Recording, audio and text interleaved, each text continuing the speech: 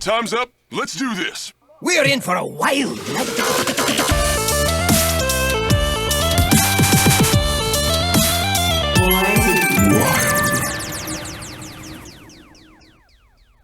Welcome everyone to episode 217 of Born to be Wild, a wild and wild adjacent Hearthstone podcast where we have fun hanging out with friends, talking about the wild format of Hearthstone, and spotlighting members of the wild community. I am your host, ElectricSheepCity. It's great to be back this beautiful Friday evening here in Kickin' Rad, Colorado. I am joined by fellow hosts, Hydralisk. Hey! And Schmoopydady.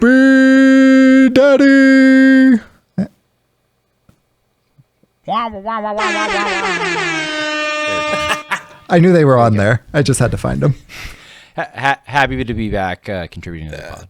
For those of you joining us for the first time, welcome aboard. We record this podcast live every Friday evening at twitch.tv/borntobewildhs, and the video version of this podcast is then posted to YouTube shortly thereafter. Audio versions are also distributed to all podcast apps. However you are watching, listening, or absorbing via osmosis this podcast today, thank you. Yes. You. Content plug, Schmoopydady. Before we get into the main topic of the show tonight, I'd like to say a quick thank you to the patrons of our show. Your support means the world to us. If you enjoy this content, please like, subscribe, and comment on this video on YouTube. Another simple way to support the show is to leave a review on your podcast platform of choice. If you're watching live on Twitch, we've got some awesome emotes that you can unlock by subscribing to the channel. This is free if you use Amazon Prime. Finally, if you'd like to support the show financially, you can join our Patreon for as little as $1 per month. We have some channels in the Discord that are unlocked by subscribing to the Patreon, where you can see the show come together each week. Check it out. If you'd like to interact with us personally, please join our Discord, a free and amazing online community of friends from all across the world who love talking about Wild Hearthstone. Links to all of this stuff and more, including our merch, can be found on our website, which is www.borntobewildhs.com. Sheep, how's your week?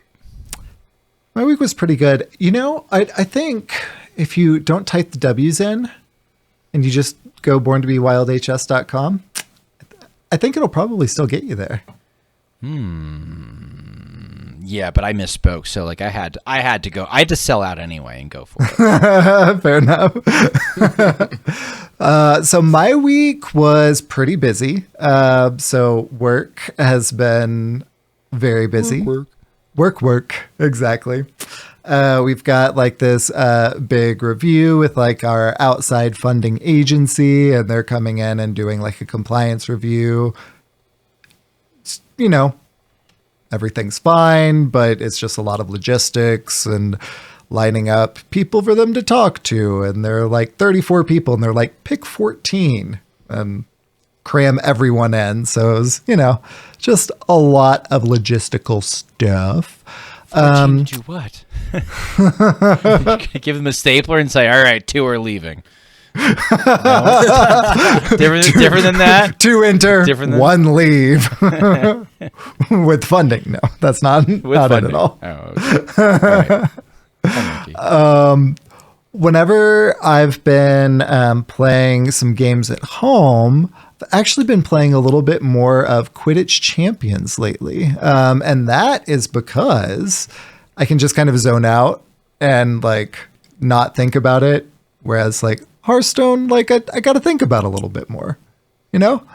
I have still played Hearthstone, but I got 2 shots today. Flu in this arm and a COVID vaccine in that one. So nice. Re-upping on the seasonal stuff and things. And did that make the clapping part hard at the beginning? No, not really. Like, you know, it's all in the shoulder. And so, you know, just a little sore, but not too bad. Thank you for improving my Wi-Fi. I appreciate it. Excellent. Yeah. Got to get that 6G Gotta get the now. microchips in. Yeah, it's amazing what we're up to these days. Technology's awesome. It keeps on improving. Speaking of improving, I played a little bit of Hearthstone before recording tonight. That was really fun. So in standard, one of the decks that's really popular after the mini set is Big Spell Mage. Surprise, surprise. And I was like, who could have possibly foreseen it? So I was like, I want to play a wild version of this. And so I did. Miracle Salesman's a great card. You never really want to shuffle the thing back in. So then you've got like a dead 1-mana card when you could be generating more coins. So I ditched the Miracle Salesman, put in Violet Spellwing instead. I've still got like Cult Neophytes, and I went 2-0 with it. I haven't played as much Wild yet this season. I think I'm Diamond 10. I've had Legacy THL, so I've played a lot more Standard because of that. But I have still played Wild, obviously. But this one just felt really good. And so I said, speaking of refinement earlier, before we started this program tonight, Schmoopydady helped me refine the list a little bit. And we included Renathal. And so was able to fit a lot more stuff in. And I'm really excited to pilot this one. Maybe tonight after the show. Who knows? Nice. So it's going to be a blast. Portalmancer, Skyla, get coins, make big spells cost 0 and play them early. Fun. Neat. Good. King Tide. Love him. Or as Blister Guy would say, King Tide, mate. I love it whenever he says that. That's not his accent. That's just how I say his King Tide, mate. So the deck itself is really fun and standard, and the wild spin on it so far has been fun, but I think I can further refine it and make it a little bit more wild too, with some more, big wild spells. So to be continued there. That's kind of been my week. Hydra, how's your week been, my friend? Not too shabby, in all honesty. So the book count is now up to 27 for the year. We're in the 9th month. I'm almost at 28. I could probably finish the book I'm reading right now tomorrow. But the one that I finished recently was the one I talked about last week, was the Langoliers. That's the one with the airplane that kind of disappears kind of thing, and the people are on it, and only the people that were asleep are still on the plane, and everybody else disappears. They wake up, and 90% of the population of the airplane's gone, and including the pilot. So I finished that one, and it was super cool. It's part of the 4-Pass Midnight collection, where it has four books inside. One of them that's in there is Secret Window, Secret Garden. That's if you remember the Secret Window movie with Johnny Depp. Mm-hmm. That's in there. That's the next one. I never actually read the book, so I'm going to be reading that next. I'm sure it's quite similar to that movie. I feel like I saw the movie Secret Garden, but... Secret Window. The book is called Secret Window, Secret Garden. The movie Secret Window. The movie Secret Garden is that one that came out in the 90s. Yeah, very different film. Very different film. And she hears the kids screaming at night. Different vibe. Different creeps vibe. Up and finds it's this spoiled brat kid who's in pain. And she makes fun of him. He's in a wheelchair. And then they go out into the garden. She pushes him around. Spoilers! I ruined the movie Secret Garden if no one ever seen 1994's Secret Garden or whatever. Dude, if you haven't, 30 years old. Spoilers.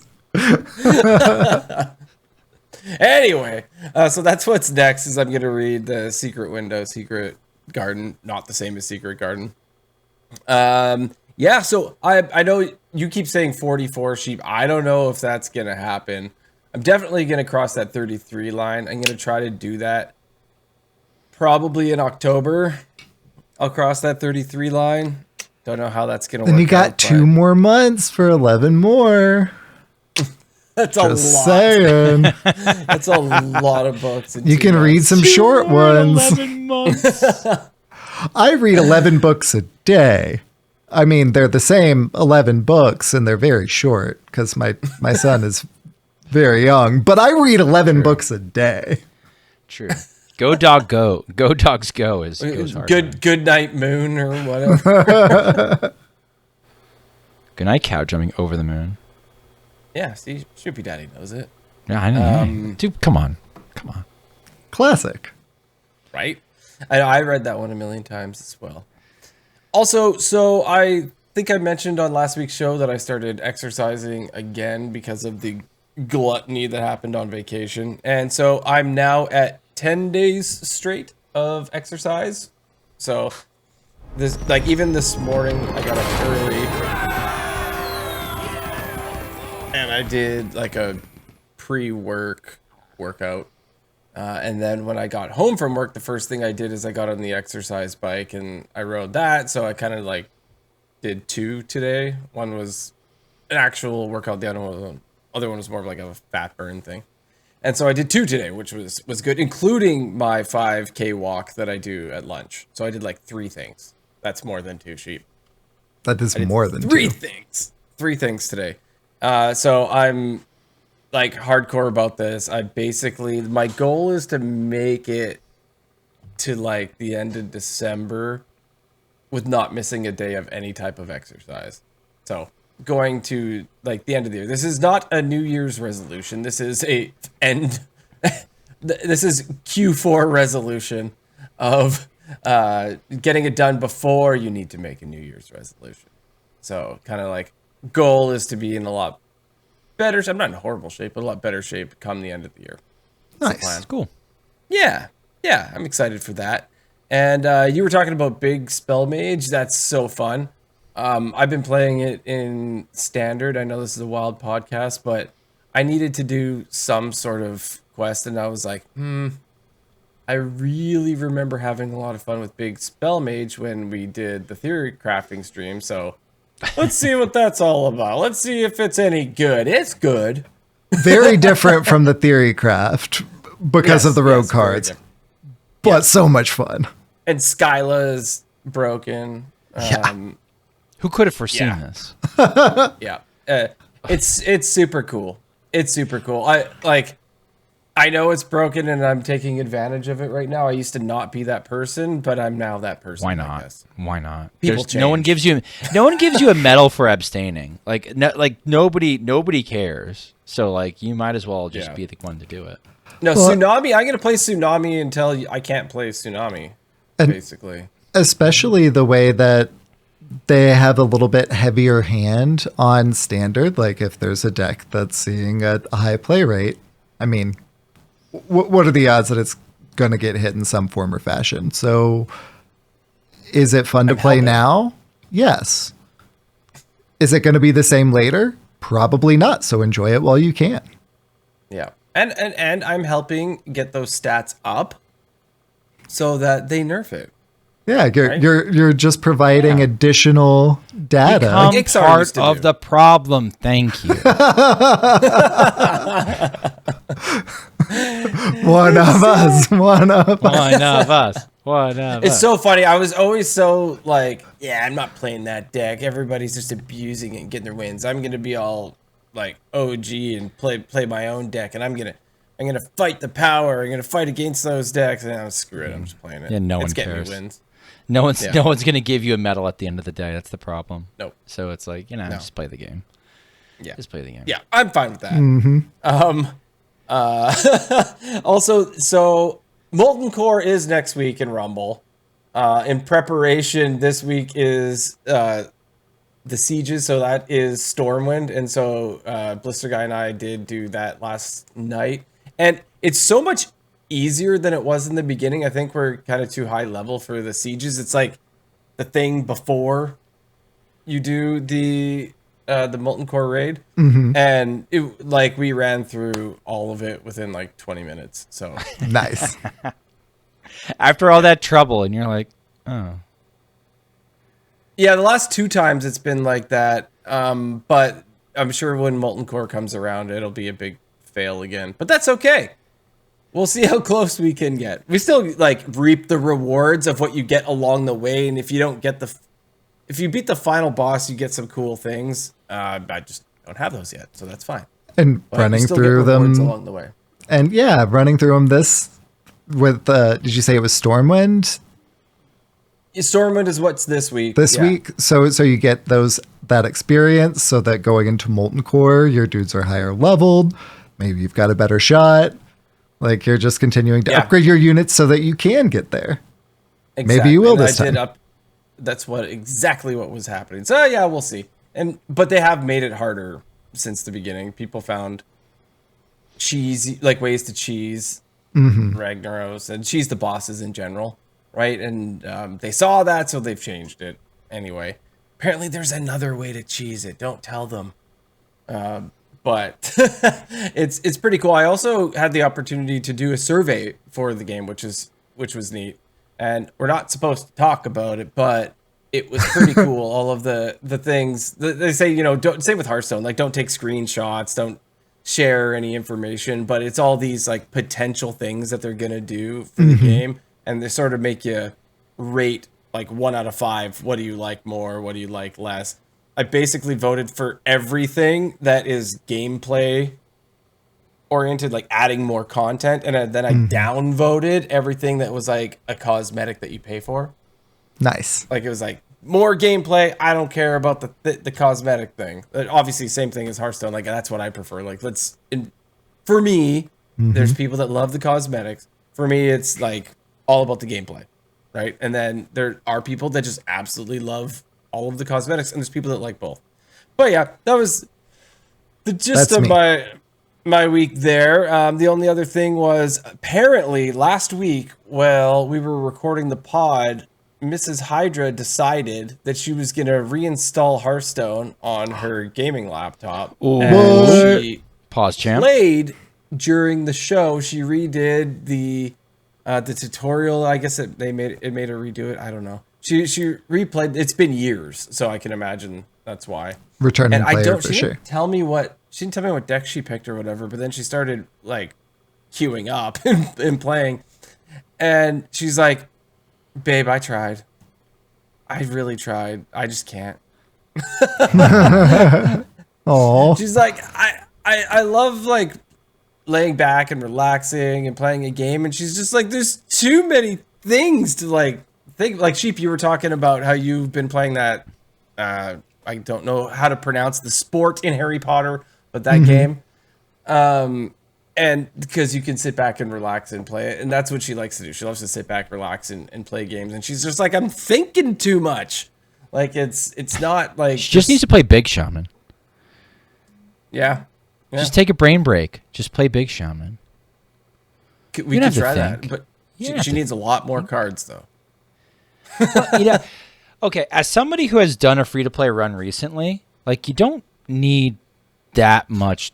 Like, you don't really get it so much from, like, the new player experience. And a lot of the new player experience is missions that are, like, trade favorably into 5 minions. Like, it's, like, actually teaching you how to play good Hearthstone. Yeah. Which is kind of cool. Which maybe is, like, a confirm. little overwhelming for a new player who's like, well, like, no, I want to relax and I don't want to think about these missions, or, like, I just want to, like, throw out cards. But, and then, like, unlocking wild, I think all I did was craft a wild card. Like, I don't think yeah. there's anything nuts about it. Yeah. We used to have to, well, like, I feel like you used to have to, like, go and get the Frozen Thrones for free, and then play the first mission, and then you got a Death Knight, and then that unlocked wild, and they just made it a lot easier. You could just, like, you could craft a wild common, and, like, that got you what you wanted. Yep. So, like, I think it's like playing wild's probably closer than you'd think, and, like, having enough resources, they throw so much at you, is probably closer than you think. That being said, You're preaching to the choir with it someone who's still made might be multiple too wild stressful, attempts. and that's okay. My wife doesn't understand how I can multitask and play. Like I'm like, babe, sometimes I'm playing a deck and it's just like it's curved stone or it's like it's whatever. Like you could just jam infinite games on it, and I know the reps. I know the like. I take very little visual stimuli to know exactly what's going to be the effect on the field, and like it's all pre-written. I can multitask a lot better with it than I can other stuff. It's like I don't know how you get it, because like a lot of times she has to sit there and think sometimes, and I've made those decisions so many times at this point. My lizard brain just handles it. So like I get it too. It's like you that do new have player, like 50,000 games or something on your. Yeah, I don't. It's more than 2. It's more than 2. It's more than 2. I'm very close to having like 3K on all my classes except for DK and Demon Hunter. I'm realizing I'm like 30 to 40 away on all the original classes on getting 3K wins, which is really weird. And like 3K skins when Blizzard, come on. They'll probably do 5K. Maybe 5K. Yeah, let's do 5K. 5K is cool. I can get there with Mage in like a month. Well, let's make it 10. Yeah. Anyway, that's basically been my week, and we were already talking about Schmoopydady. So how's your week been, man? Oh yeah, it's my week is short and kind of uninteresting. I mean, from a personal aspect, this week has been essentially like it's the first week of me really being a soccer dad. So Schmoopy got into like town soccer, and the town soccer program is being run by a guy who's fairly serious. And so he asked for volunteers to come coach. And so I'm coaching Schmoopy, and we didn't realize as an added benefit, like me coaching Schmoopy or me coaching means that like we'll be paid back for like Schmoopy participating in town soccer. So we're like, oh, all right, well that's cool, but like I just did it so I could coach my son. And so like I'm running practices, and I thought it was going to be simple, like show up, throw a ball out, have a couple goals, kids run around, like, you know, do silly warm-ups, that kind of thing. And like, okay, yeah, I can do that. This guy wants to jump straight into like possession style soccer from an early age, like we're Barcelona. And I played very seriously from the age of 5, 6, and like there's a point I got cut from my travel team in like 4th, 5th grade, and essentially like trained a bunch over the summer, and by the time the summer ended, I tried out again, and I was the best kid on the team. So like I get like, you know, doing a lot of work to persevere and improve in a sport, and to grow in a sport, and to grow in a sport mentally. I don't know. I'm having a bit of an issue adjusting to like, I'm doing this, and at this age we should be having fun, versus like, okay, no. The 4-5s, they don't get goals. They're just going to be doing rondo possession games. They're just going to be, if they can put 2 passes together, they get a point. And it's like, dude, you're not going to have any retention or anything like that. It's just, it's so against what I would consider like fun about the sport.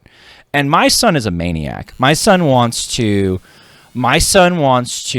play in goal. And I think he's a natural goalie. Like, I think he's out of his freaking skull. So like, he's gonna be a goalie. He's very tall. He's very athletic. I think teaching him how to fly, which goalies have to learn, it's going to be fairly easy because he's a lunatic. So that'll be fine. I think he's not afraid to communicate. So as a former defender, I can teach him, like, you know, this is what I'm looking for as a defender. This is what makes my life easier.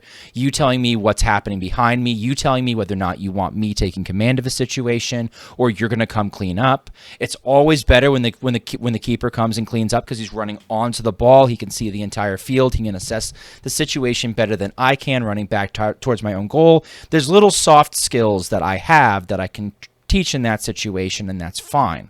And I can bring all that to a practice, except it's 6 and 7 year olds. And it's like, I'm trying to get one kid to stop picking the grass, because like he's kind of afraid to participate, and like it's all scary, and like None of the coaches know all the drills that like the head guy who's running the thing wants to do. So he's in the middle of the field with a bullhorn, and he's just like, all right, we're going to do red light, green light. And there's a red light, a yellow light, and a white light. And like, I'm like, I can barely hear the guy. And like, my kid's melting down. He's like, I can't do inside outside. I'm like, you're 6 years old. You probably can't do inside outside. That's okay. Just practice it. Just practice it really slow. No, I can't do it. Right. And now, so it's my kid, unfortunately. So like he's not seeing me as a coach, which would like, he'd be politer to people he didn't know, but like he knows me. So he's flipping his lid. And I'm also trying to coach like other little kids. So like this week was a lot of that, but like, I'm running around being soccer dad, running him to practice. And like they practice twice a week for an hour. And like we were originally scheduled for an hour and a half. And I'm like, there's no shot you're getting 6 and 7 year olds practicing for an hour. What are they doing for an hour and a half of possession games? Are you nuts? But he's softened on that, and he's kind of like, yeah, all right, we'll do some light footwork, and we'll like, as long as there's a ball at their feet, whatever you're doing is fine.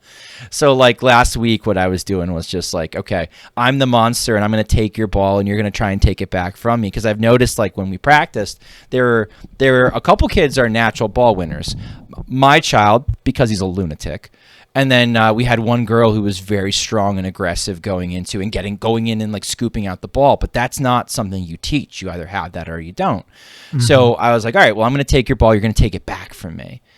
And the kids were like giggling and getting into it. And I've got decent foot skills still because like I've lost 25 pounds, so I move a lot better. And you know, I'd let them take it back at some point because like, you know, I wait for them to really kind of get stuck in and go get the ball, and then I let them have it. And I was like, oh man, you got it for me, man. Oh. So I'm like kind of doing that. I had professional responsibilities this week. I had like meet the teacher night at my school. Schmoopy Mommy had meet teacher night at her school, so I was on the hook for dinner. Like we were just running around like crazy as a personal experience this week. As far as Hearthstone goes, mini set cards came out. I played mini set cards.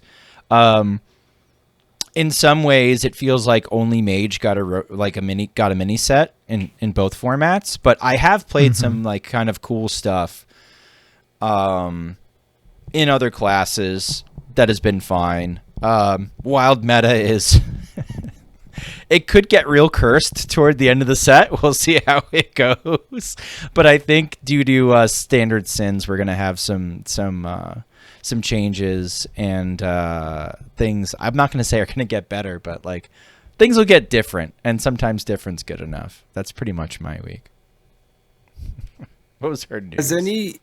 I'm sorry, I was going to ask one question. Sure, go ahead. Because you said you lost 25 pounds over the summertime, right? Yes. Has any of your students been like, whoa, Mr. Schmoopydady, where'd the rest of you go? I haven't had, no, coworkers have noticed because I see coworkers more often. Okay, yeah.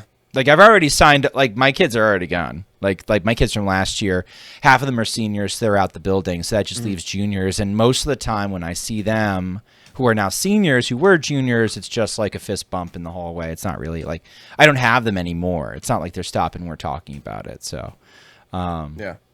Yeah. But coworkers have noticed, which is kind of cool. And I've noticed like my work shirts actually fit, which is cool. Cause I was going through a lot of work shirts where it's just like, I won't button the top button, and I'll have my tie just cover the top button. And I got bigger jeans, and now I've got like 15 pairs of jeans when I had like 3 to wear. So like, I don't know. It's good stuff. Oh, nice. And another personal note, and then we really should get to news. I figured out the proper cadence. My body's figured it out. I can have my deli sandwiches for lunch, and I'm not gaining weight. I'm not losing weight, but I'm not gaining weight, and I'm staying steady. We take those. we take. I live in Delhi. I live in the deli capital of the world. We frickin' take those. Go ahead. What's on the news? I mean, that was a good first news item, but Welcome to the news. The news is so good. In official Hearthstone news, patch 30.4 dropped. So first, of course, we got the patch notes. And some of the things in here are going to be like, yeah, I mean, that was the thing that happened. So, some things are a little bit more wild specific. So I'm actually really excited to kind of be going into these. So first, we mentioned it on last week's show. Ragnaros, the Mythic Hero skin is out. They lead the patch notes with that. Rag out. Cool. Second, they go into brief Battlegrounds updates. We're not a Battlegrounds podcast. Those are there. In Wild and Wild adjacent news, however, Arena season update. So with patch 30.4, which was earlier this week, all arena runs ended and a new arena season began. So arena, it will remain dual class for this season, and the arena pool will be adjusted so that the following sets will make up the arena card pool this season. So the core set, Scholomance Academy, Alterac Valley, Voyage to the Sunken City, Whizbang's Workshop, and Perils in Paradise. So those are now the card pool for arena for this coming season, or for this season that's now hit. Do you want me to give like a quick what's good in arena? Yeah, take it away. Literally like one set or less. Mage good, Death Knight good, but try to go rainbow, and Shaman good. So if you get one of those three, you're great. If you don't get one of those three, I think Warrior has the best late game. So if you can go like Warrior Mage, Warrior Death Knight, Warrior Shaman, you're probably set. Rogue has a lot of scam. That's basically it. Rogues do Warrior's rogue good. things.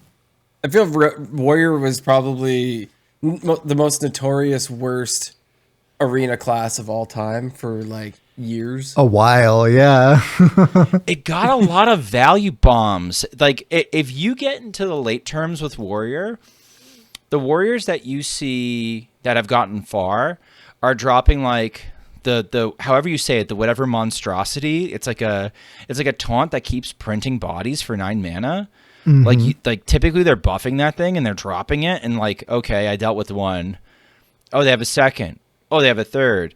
I usually die by the fourth one. Like it's just like constant like parade of bodies. Or you get remember we played the big warrior that had the test dummy. So like you draft like 2 or 3 test dummies where it's like the death rattle deals 8 damage to the board, and it's like a 4/8 taunt. But, like crash test dummy, that one. Yeah. Like you draft a couple of those. So like you can kind of like bulk up your back end with warrior cards that are good.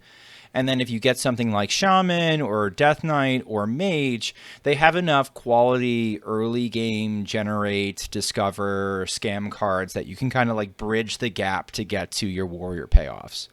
So like Rogue is good like that too. Rogue is like scam all day. There's no Rogue real does theme rogue behind things. Rogue. Yeah, Rogue just does rogue things. It's like, okay, we have the location that makes something a 5/5. Let me make my one mana 5/5 right now that has rush because I generated Piranha because I'm also Shaman. Like there's things you can do. Warrior is kind of cool in that it does have those like late game payoffs right now. Awesome. Well, the patch notes go on to talk about the in-game event Travel Master's Guide to Adventure. So they're talking about a forthcoming event. I would like to point out as well that we still have 3 days and 14 hours as of time of recording of the current event, which is all packs. Play those coins. I highlight this because the upcoming event, which starts September 24th, so right around the corner, and goes until October 15th, you complete event quest to earn experience. And all of the payoffs here are cosmetic. So complete packs is what we've got going on now. Cosmetics coming up. And a couple of these are the ones that whenever the China server returned, you know how I was like, oh, that coin, I want that coin. And oh, that card back, I want that card back. I'm glad they're getting them, but I want them. Here's our opportunity, because the Mudan card back and cosmetic coin are two of the payoffs. And then after that, the Orgrimmar Phelan Druid hero skin, and then the Overcharged King Shaman hero skin as well. So 4 cosmetics, a coin, a card back, and 2 hero portraits from the next event. I mean, that's a lot of value. Usually, like, we get 1 as the payoff, and here we get 4. I take those. It's cool because it's serving. It's just like a dual purpose thing. We just did the packs. Now we're doing the cosmetics. We were just talking about how there's different people that have different values when it comes to the game, right? Like some people really, really want the cards for the cool decks. Some people really, really love the cosmetics, and some people like both. This sort of just serves everybody. It's cool to see it rotate sort of back and forth. Mm-hmm. And they don't typically do event piggybacking on event. So it makes sense that they did in-game value stuff, and then they did cosmetic stuff off the back of it, especially since they were going to offer the values, the cosmetic stuff to the Chinese players anyway, opening up their server. They already have the data for it. Might as well create goodwill, make an event. Like, this is a slam dunk. Nice job. Yeah, buddy. Well, earlier, Hydra, you were talking about Mrs. Hydra starting in and playing some Hearthstone. Well, if she had waited a little bit, then the loner decks would have updated. So the new and returning player loner decks for all regions have been updated. So these new decks contain cards from all current standard sets, including Perils in Paradise. They also, and this is pretty cool, this will change the new player experience significantly. So they also added the ability for players to claim their selected loner decks early if they want, before the loner period ends, so that they can make changes to the new deck. So whereas before you'd get access to multiple loner decks, it's cool, you can play with the cards, but you don't actually get the cards until you choose it at the end of the trial period. So now, if you're like, hey, I know exactly which one I'm going to choose, give me those cards, I want to change the deck, you can. So that's pretty cool. Sweet. They also specify the eligibility for returning players. So if you're wondering, hey, it's been a little while since I've played Hearthstone, but like, you know, I still listen to Hearthstone podcasts, like, do I qualify? Returning players who have been away for 90 or more days are eligible for a free deck just for logging in. So if you haven't played in 90 days, 3 months, essentially, then you log in, you can choose one of these returning player decks.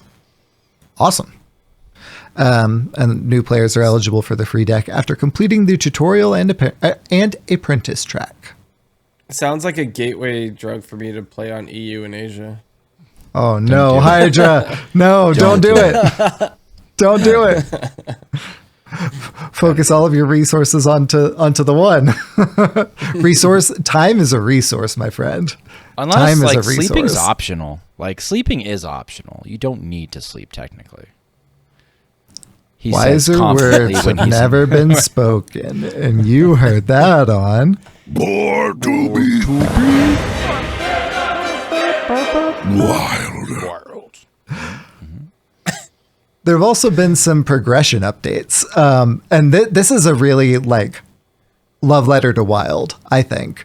So new gameplay achievements have been added to 5 expansions that did not have achievements before. So the following expansions now each have an achievement for each class in that set, plus a neutral achievement. So, between 9 and 11, I mean, obviously Death Knight was already out by the time that. So between 9 and 10 classes, so between 10 and 11 quests. So the sets that applies to are Rise of Shadows, Saviors of Uldum, Descent of Dragons, Ashes of Outland, and Scholomance Academy. And I think that they all have like experience No. tied to it's them. just Do they points. not? Just points? Just points. Aw. Have you seen them, by the way? No, I haven't actually gone in to look at them yet. Okay. They are some of the Oh, hardest no. achievements I've ever seen. They are really for like the like completionist, like, oh, you want to do achievements? Okay, this is an achievement. I'll give you an example. One of them is like the one that comes to mind is complete hack the system the same turn you played it. Oh, that's fun. Interesting. You say that's So that's fun. That's interesting You gotta choice of hold word it, shape. and then And okay. right. You have to hold it. I had somebody get mad at me. I had Tulio P get mad at me in my chat because he made a deck for me to do it with, and then I tossed it in the mulligan, and he's like, "What are you doing? You have to keep hack the system." I'm like, hell no, I don't have to keep hack the system. I'm doing this turns down the road. I'll find freaking hack the system if I live to do it. I didn't live to do it, by the way, but like that's And you would have had fewer resources to try to live to do it if you had not tossed it. And that's one of the more tame ones. Like there's a couple of them that are like kind of crazy where you're looking at it like, holy cow, how do they expect us to do this? And like honestly, that's kind of okay. Like they're older achievements. They've been around for a while. We've got the entire catalog of Wild in order to be able to do them. I think in ranked, theory, you have to do it in ranked. They are all worth 100 points. So they are worth more than most of them now, too. Yeah, which that's great. is cool. The fake little like achievement points that you get for being like, oh, look at those cool things that you did. But it's not raw experience. No. So like if you're doing it, you're doing it for pride. If you're doing it, you're doing it for pride. Which like that's fine. Like Number go up. People like big number go up, and you know what? It's been forever. These like a lot of these cards been out forever. So like that's cool, but they're hard, man. They are not for the faint of heart. They are insane. So a lot of the achievements, all of them that I can see from the most recent expansion are 2-tiered. So it's like, it's a counting thing. So the first tier is 10 achievement points and the second tier is 20. So if you do one whole achievement, you get 30. All of the new ones are 100. So if you're doing it for pride and see that number go up, number goes up quite a bit more than it does for most of the achievements, which is pretty cool that it's that much more significant if that's what you're chasing. The fact I'm not that saying HS it's not Replay cool, by started the way. showing us like how many, like what our win rate actually is overall, like totally changed my perspective on doing achievements, which is, I don't know if that's proper or not, but when you're doing playing achievement decks, they may not be the best deck in the world, right? Because it's making you play this one legendary that nobody plays. No. And your goal is not to win the video game. Your goal is to achieve the funny. Yeah. Your goal is not to win. because Your of goal is to HS win. Because HS Replay shows that win percentage now, it's like, I want to keep that 50 plus and I don't want to do these achievements. Yeah, I don't know. It's hard to choose. Yeah. Fair enough. They're furthermore bringing wild boards. They're returning to standard. So you know how, we're only getting one new board per standard year now? Well, they were like, we've got all these old boards that we've been playing with the whole time because we've been playing in wild.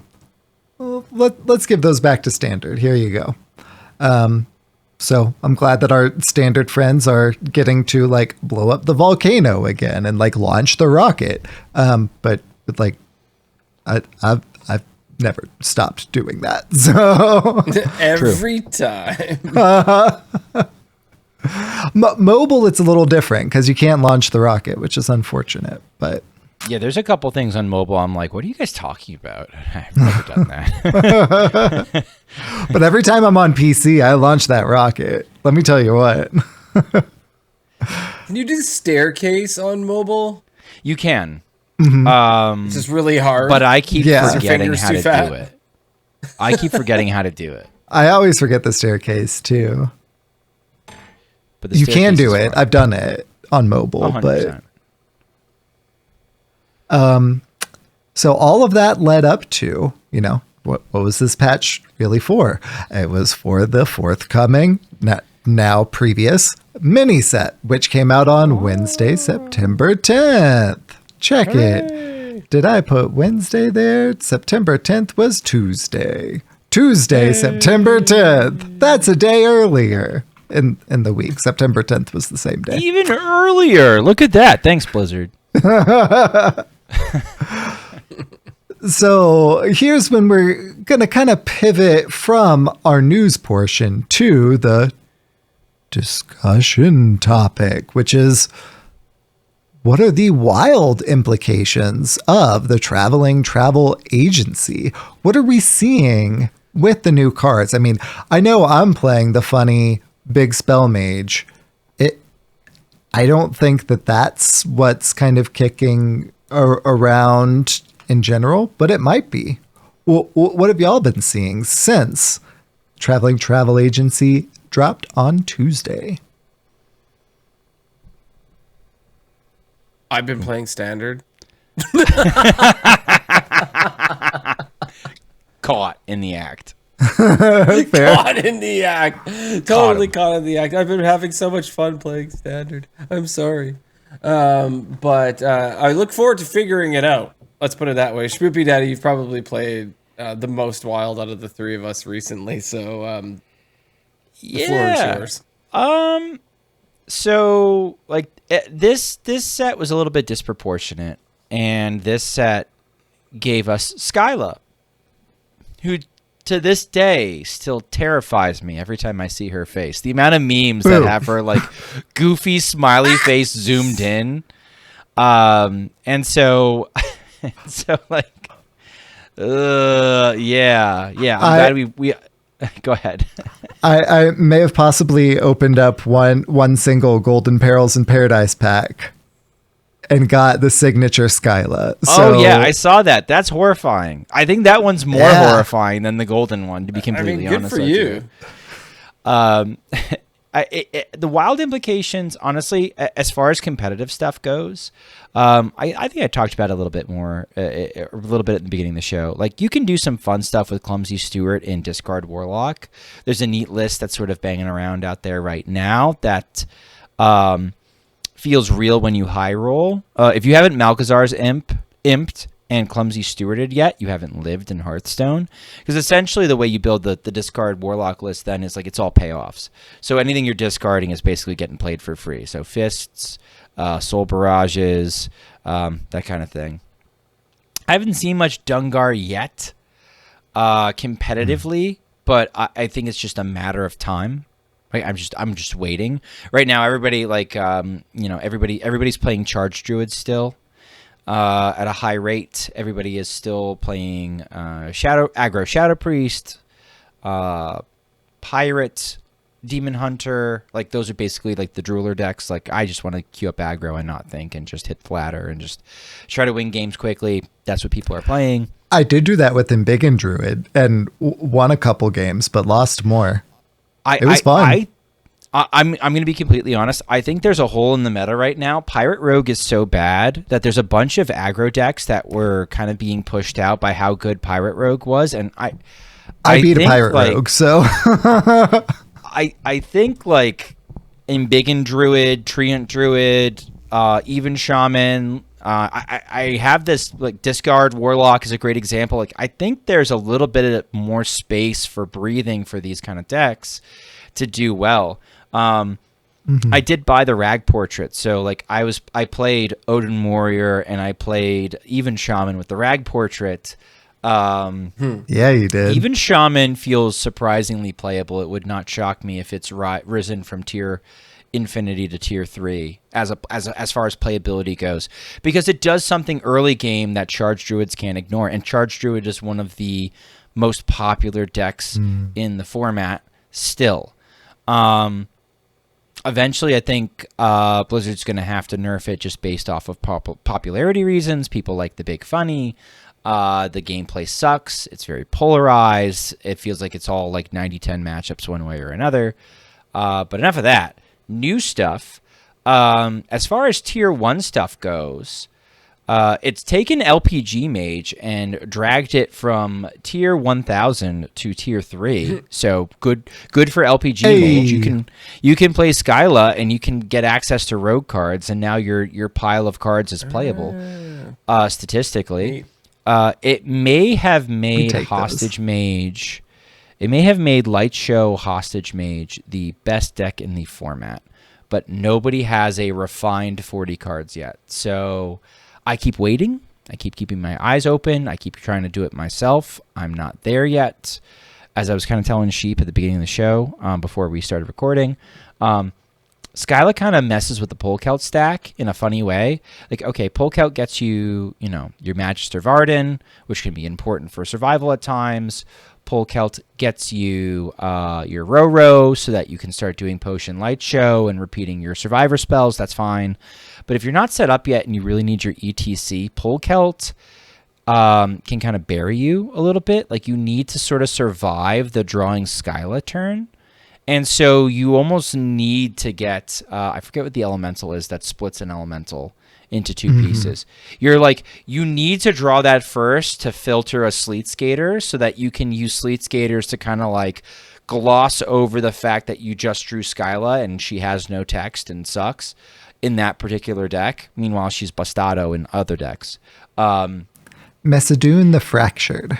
Messadoon the Fractured. There you go. You've got to kind of like draw Messadoon first in order to like filter your Sleet Skater. Like, I'll have three 5-drops left, and ETC might be my only 4-drop. But if I draw Sleet Skater first, I now have 2 dead draws. I probably died. If I draw Messadoon first, I'm splitting the Sleet Skaters. I'm probably surviving.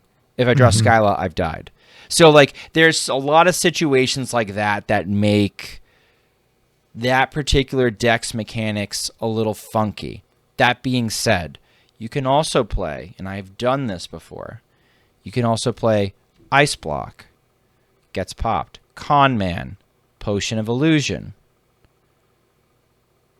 Con Man replayed Ice Block, gets popped.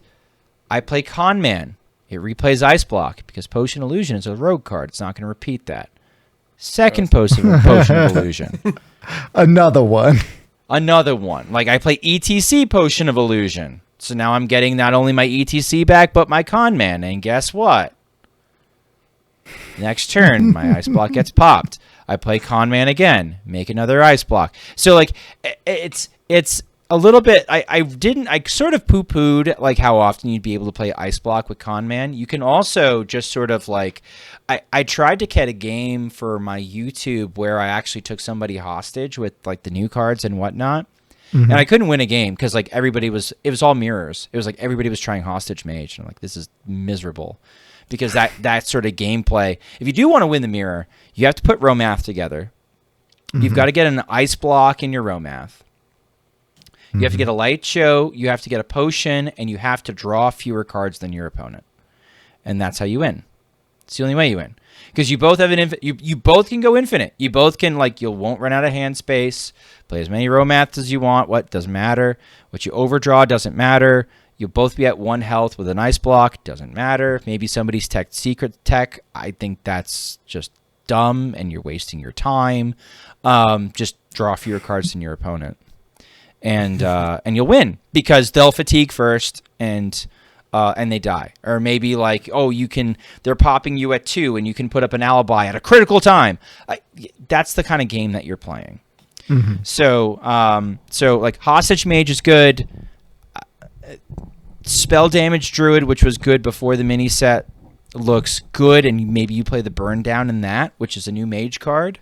You're already playing mage cards, and you need draw, and I think Lotus Seedling sucks anyway, so like you probably just cut that and just play a card that actually draws cards instead of a 3-mana card that pretends to draw. Instead of 3-mana shield block, you can play a card that actually draws cards and maybe gives you options later in the game. So that's an interesting card. Like we've got a lot of good individual cards, but they all sort of seem centered on mage, and so that's kind of where the meta is at right now, with some things in the fringes being kind of funny and goofy and meh. If we want, I can get a little grumpy for a moment. Grumpy Daddy. I was Grumpy Daddy. We can talk about like power level versus interestingness is kind of what I guess how it's labeled this section of the discussion, because I saw the same sentiment kind of repeated over and over across several discords that I'm a part of, which is people just kind of saying like, the power level of this mini set isn't very high. I don't think I'm going to spend any gold on it. I think I'm just going to craft the pieces that I want. And I think that's like, that's a fair sentiment to have. That's fine. Yeah, that's fine.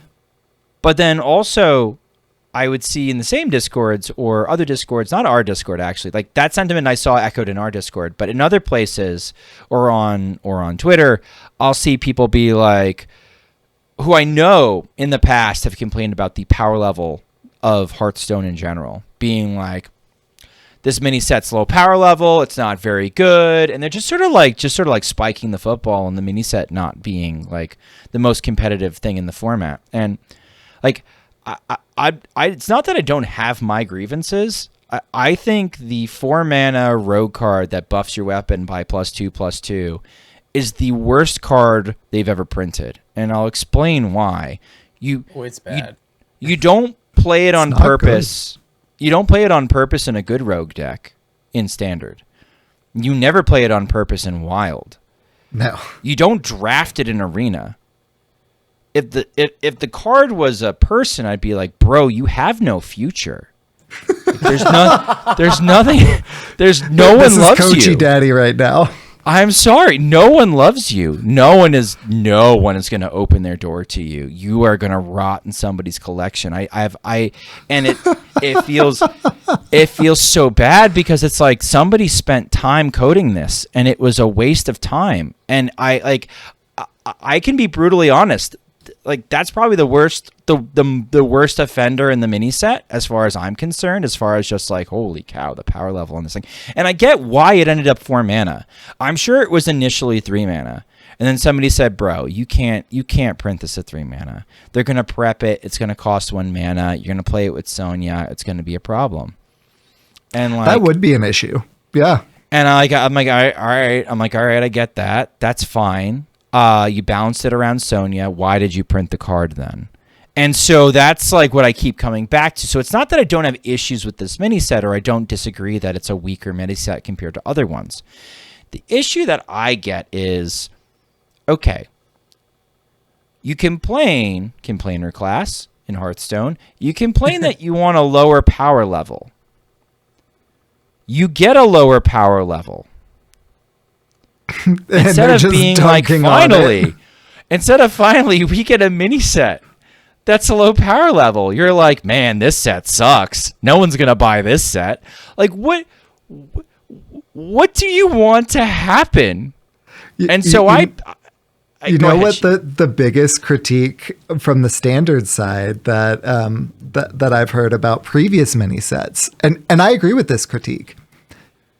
They come out and something is too strong and just breaks the format for a bit. I mean, honestly, kind of seeing that right now in standard with Big Spell Mage, right?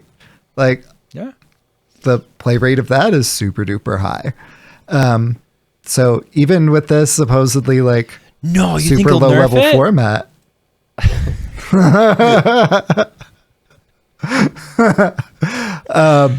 even it like this, it completely breaking it. They design mini sets for standard.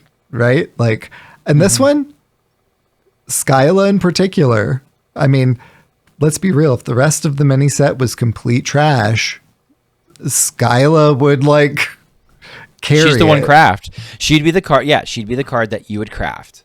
And, Yeah. And we called that. And Sheep, to your credit, okay? To your credit, because I goofed up on this and I said, no, I think it's going to be bad. Reno Shaman with Hunter cards does look good.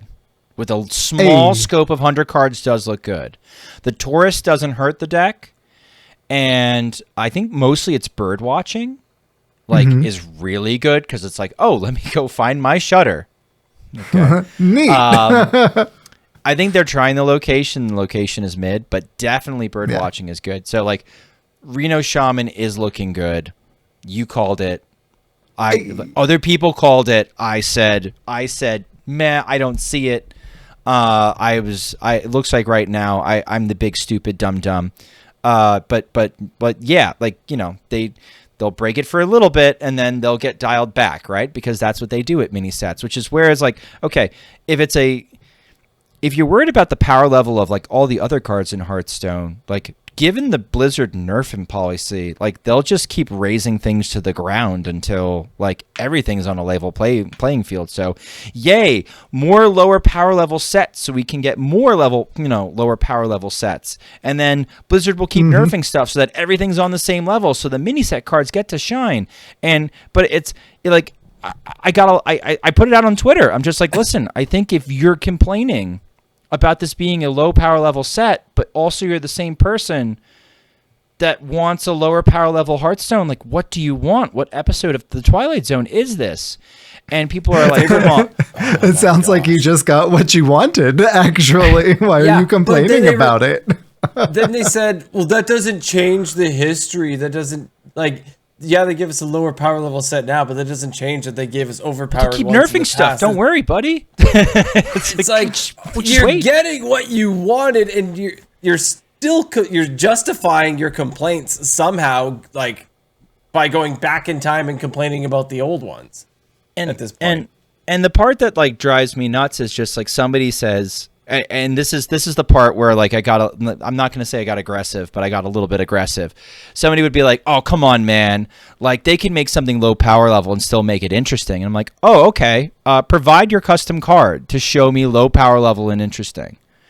If it's so easy to do it for me right now. Give me examples." I had one brave soul give me examples. They gave me 3 examples. The 3 examples they gave me were Plagues and DK, Instrument Tech, and Freebird.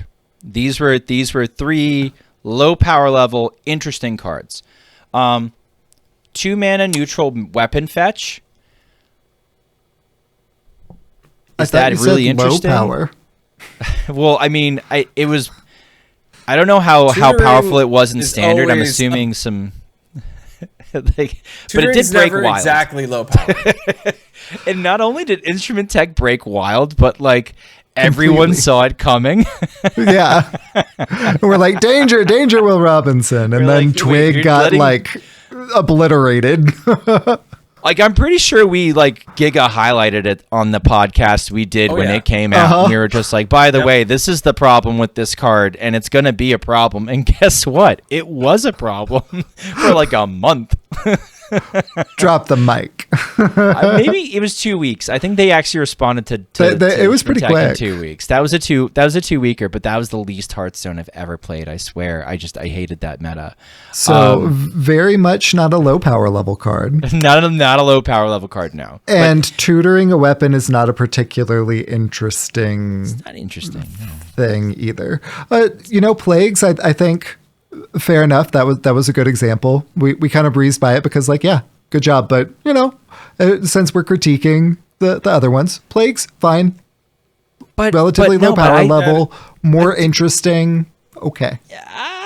Okay, but like also for competitive players, it's like you either draw hell yeah or you lose, and all your matchups are polarized. So like you could make an argument that like, I full mull for hell yeah every time. Is it super high power level? Would you say it's super high power I mean, if level? it's polarizing, yeah, it does a thing very well. Okay. Right? So high power level. Okay.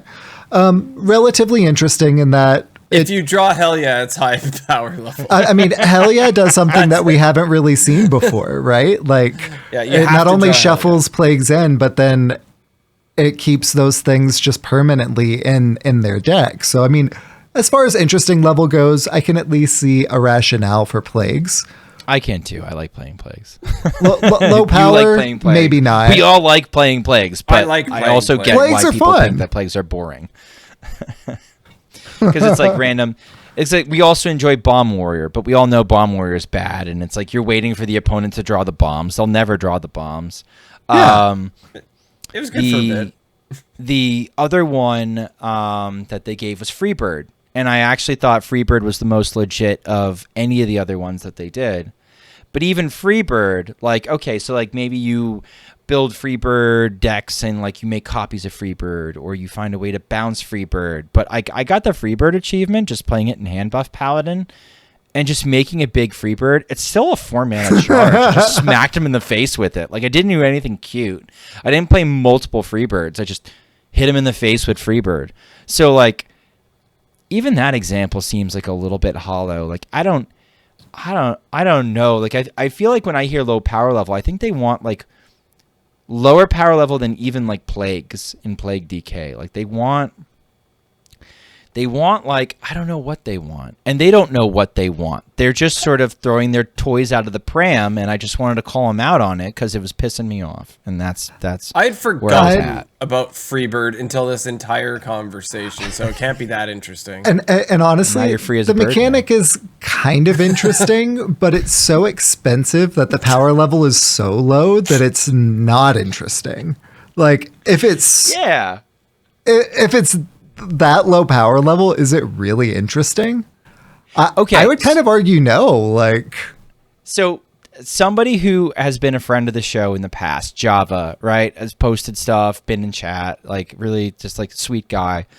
Love interacting with him. He loves cutesy little interactions, and like he has on his own server that he hosts. I'm going to it now. Cute little combos that he has set up. So like, let's see. The one that he had, Meat Wagon plus Summoning Portal, Power Overwhelming, Sergeant Sally, Amorphous Slime, Cruel Dinomancer, Plague of Flames, High Inquisitor of Whitemane. Like, little things like this he likes like stringing together, and like he lives for these little like sort of low power combos, tricks, and like building the deck around doing that. And I get the frustration with that because one of the issues is like he can do his like little funny trick and then the game doesn't end immediately because like the opponent's just like, okay, but I'm going to hit you in the hand for 35 damage. Like, I'm glad that you cleared my board with Sergeant Sally power overwhelming. Good for you. But unfortunately for you, you spent 4 mana doing power overwhelming and Sergeant Sally, and I'm going to spend 5 mana and I'm going to deal 35 damage from hand. So like, I get his frustration with the game and why he goes off and on playing the game, because like he's looking for those cute interactions, and I feel like I'm waiting for somebody who has that, like, well, I want lower power but more interesting. I want them to articulate that clearly if that's really how they feel. But I feel like that's not how they feel. They just really like making that talking point and being a parrot without actually having any thought because their head is empty. Because we got cards to play hunter cards from the new set in Shaman. That's an interesting thing. This is an incredible set for casuals. If you're all interested in deck building and experimenting and doing dumb stuff, this set with Tourist, it's insane. It's actually insane. The infinite. I'm actually surprised I haven't played more bad decks because I thought chat would be going nuts having dumb combinations like, oh, I don't know. Let me see what I can do with Priest and Demon Hunter. But like sometimes the theme has been too similar and they haven't quite lined up. Like, let me see what I can do with what is it? Hunter cards and warrior. I haven't gotten any hunter warriors. Sheep, don't you dare. All right, so And like that's Cash Cow is a hunter card in this set. Thank you for Oh my reminding God, me, Nylon. No cash cow combos. Cash No Cow cash combo combos. can happen in Shaman. Cash Cow combo can happen in Warrior. Cash Cow seen so combo many can happen in bizarre cash- Hunter. There have Cash been cow two. stream. There have been two cards this expansion that have given people brain bubbles where I've been concerned for their well-being. One is Priest, Tom not Warrior, Carter. that's right. One is Tom Carter and Adaptive Amalgam. Tom Yeah. Carter came up with so many bizarre combos for Adaptive Amalgam. He's like, okay, you discount all these pieces. Now, play Umbra, play Cannon, play Adaptive Amalgam that's already had the Dr. Morgan Death Rattle put on it. It's just like summoning it's dying and summoning itself from the deck and dying and summoning itself from the deck and dying and summoning itself. He's like, okay, now's the waiting game as to whether or not we deal enough damage. And I'm like timing out. And it only dealt 28. And Tom's like, okay, we learned something. We need to add a second we need to add a second cannon to the combo. I'm like, Tom, I'm never playing this again. There's no he's like, understandable. It's like, there's no shot I'm ever playing this crap again. You can't make me. Ooh, I almost reverted to Schmoopy mode for a second. All right. Like, I'm not doing this. I'm not doing this, Tom. And so, like, Adaptive Amalgam is one where people's brains turn to putty because they just, like, they want to build around it so bad, even though it's not good. Though I did have somebody from my chat say that they took Adaptive Amalgam Hunter to Legend, which is really cool, actually. And, like, a decent, like, Yeah. day 8, like, a decent time to enter Legend with Adaptive Amalgam Hunter. It's like, all right, fine. The other card that they have a brain bubble with is Cash Cow. Cash Cow, I don't know what it does to people, but they look at it and they're like, this is so bad, I must do something with it. So I've seen like Hunter Location, Cash Cow, Pen Flinger. It's like infinite mana. It's like, what are you gonna do? It's like, I don't know yet. But it's infinite. But I've done it. And it's like, oh God, Okay. Hear me out. We've got New Raza. We've got Papercraft Angel. We've got Pen Flinger. We've got Cash Cow because of the priest tourist. I think I know where I'm smelling what you're stepping in. Go ahead. So we can machine gun with an aggro priest with all of these combo pieces that you have to hold in your hand and can't play even though you're playing an aggressive priest. Oh, that's way better than I heard. That's way better than I heard. What I heard doing a similar combo is what's the card that changes your hero power into buffing a beast? Oh,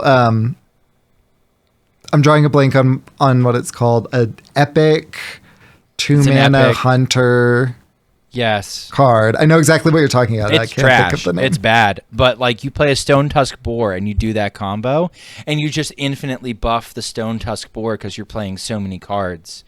And then you go face with it. That's been Sounds terrible. That's been the single dumbest, somewhat viable win con I've seen. I'm going to say somewhat viable because other ones are like, what are you going to do with the Cash Cow coins? And people have been like, profit. It's like, okay, what does that mean?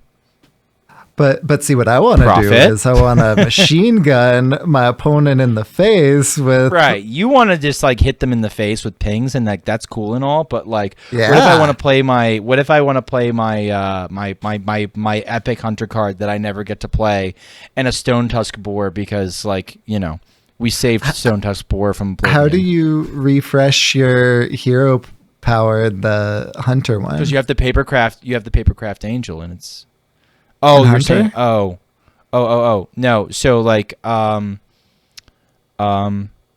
shut up.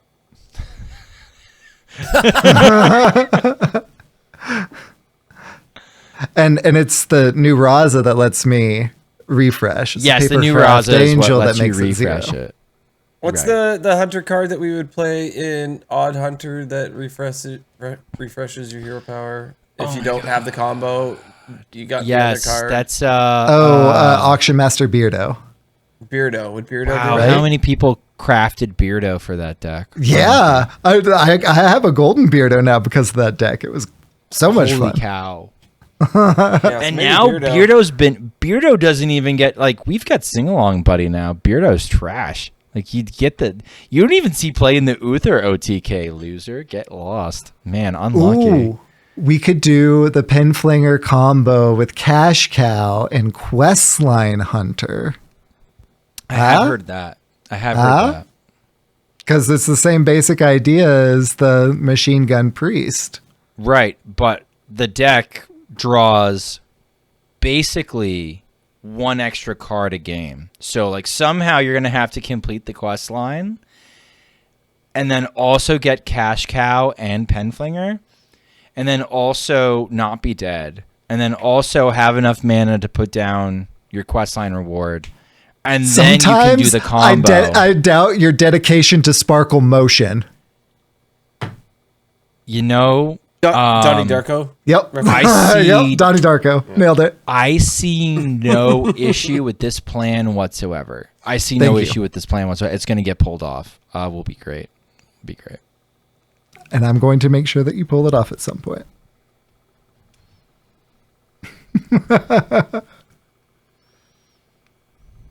Not me writing down a note to make a quest line Cash Cow Hunter.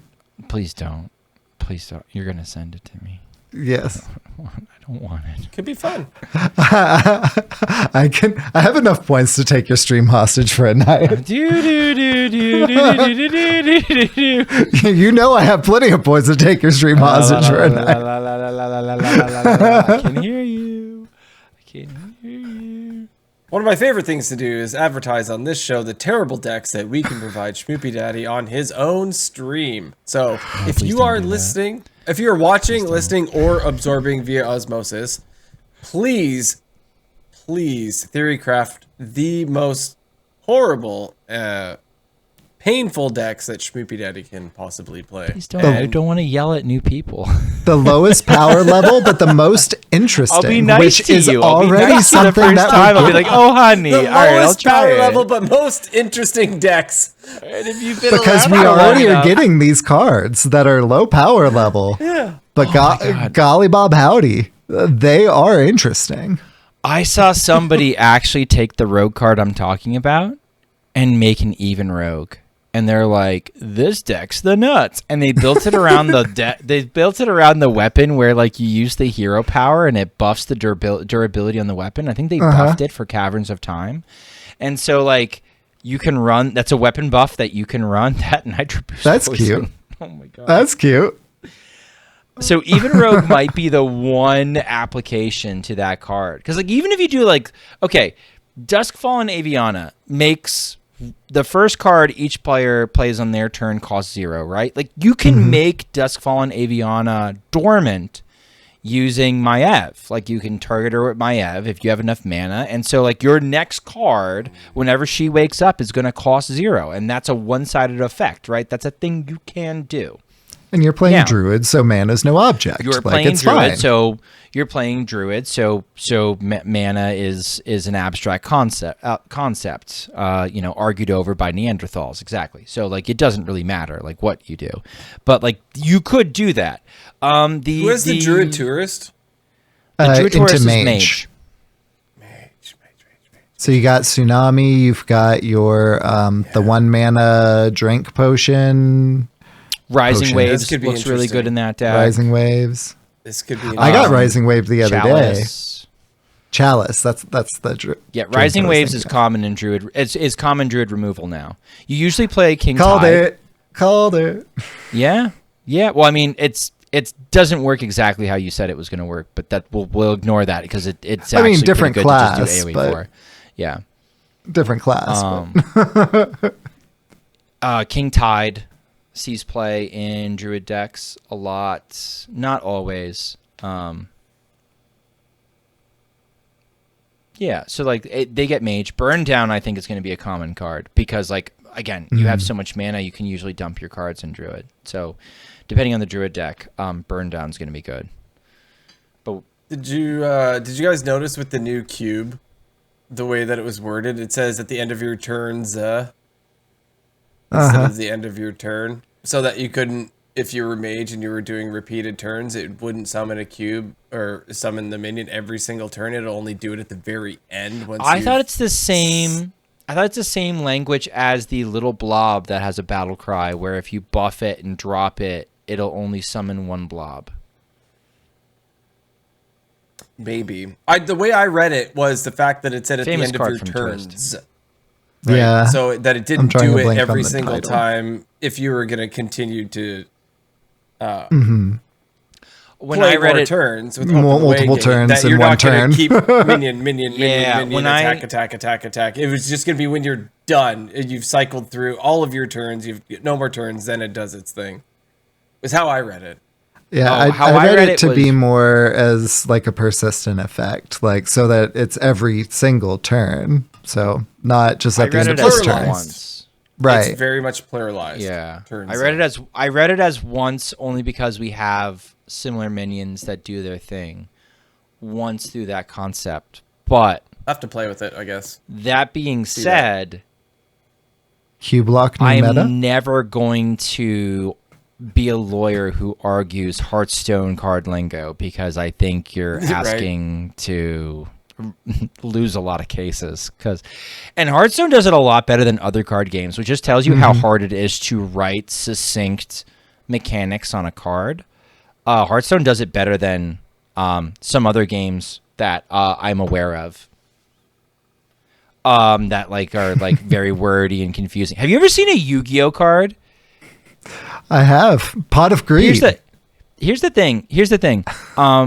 Yu-Gi-Oh players can't actually read. They're worse than wild players. They just know what their card does. So like they don't actually look at all that text on the card. It's basically War and Peace. Every card is War and Peace on the front of their card. They've never read it. They don't need to read it. That's what like I don't know. They just know what the card does, and so they just do the thing with the card. So, like I don't know. I've read War and Peace, and I gotta say, Was it the best of times and the worst of times? it was a little long in the tooth. I have it. I haven't read it. I didn't want to add Don't that. try and read it this year. Stick to small books. Get your extra. Get up to 44. Don't distract him with War and Peace. No distract War and him Peace with War this and year, Peace. Hydra. No. I also got the Count of Monte Cristo. It's like the same size. Oh, it's so good. The Count of Monte Cristo is amazing, though. I've read that like 3 times. Huge. I think I've seen a movie adaptation of that, and the story is very compelling. Yeah, the movie with Richard Harris and Jim Caviezel and Guy Pearce, that one's really good. I think I enjoyed what I'm that. saying. That was good.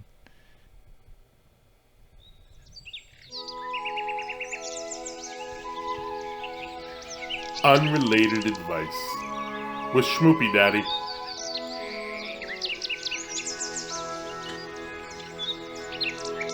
All right. So, in 5 weekends from now, Mrs. Hydra and I are having our wedding anniversary. So, we have decided this year that instead of purchasing gifts for each other, we were going to spend money on a weekend. We're going to get like a hotel downtown for the weekend, like Friday night, Saturday night. And we're going to be like kind of tourists in our own city sort of thing. And just do, I don't know, walk around, do romantic things in downtown Vancouver, basically, and just stay down there. It's not far from here, but there's a lot of stuff to do in Vancouver. People come from all around the world to do that. Yeah. So we decided we're gonna instead of buying stuff for each other, we're gonna spend the money that we would have buying stuff on the weekend, going to nice restaurants and on the hotel room and that kind of thing. The That's question a for you, great idea. Schmoopydady, is it? Do I still buy her a gift anyway? Is this some sort of? Oh yeah. Like- Every fiber of my there's- being is screaming like Admiral Akbar. It's a trap. You need. Yeah. You need to get her something. It doesn't have to be expensive. I'd say no more than $25. Something sentimental, something like cute, even if it's just like, oh, here's a keychain with your favorite da da da da, just like something, because she's gonna get you something, and like if you're screwed, you're outflanked. She has the high ground, Anakin. You're gonna I can't need spend too much money because that blows the budget. Don't go. Listen, this is the nuts. Go to like, you guys don't have Shop right by you. Whatever, I don't know what backwards like grocery store you have in Canada. Go to that, and outside of it, there's going to be like the little 25-cent like ring thing. Like you get a ring for 25 cents. Like get one of those. That doesn't break the budget. Like out of a gumball machine. Yeah, but like I don't know how your wife likes gum. So like go get her one of the little gumball ring pops or the little like rings. Oh, just get her a ring pop. Done. Easy. You don't even have to worry about it. It's like $1 in the States. So like if we extrapolate that to Canada, that's probably just under the budget of $25. So you can do that and like give that to her, and just like you get to make sure when you give it to her though, you got to get down on one knee. It's all about presentation. You really got to More sell foolish words have never been spoken, and you heard that on Born to be wild. You don't think this is going to end well? No. The original idea was good, but then whenever you took it to the nth degree, it was funny, but it's not a good idea. I'm glad I'm not married to Hydra's wife. It wouldn't have lasted very long, man. I think I'm screwed. I think we're all glad that we're not married to one another's wives. Yes. That would really complicate things. Yeah. I'm very, very pleased with the current marital situation for all of us.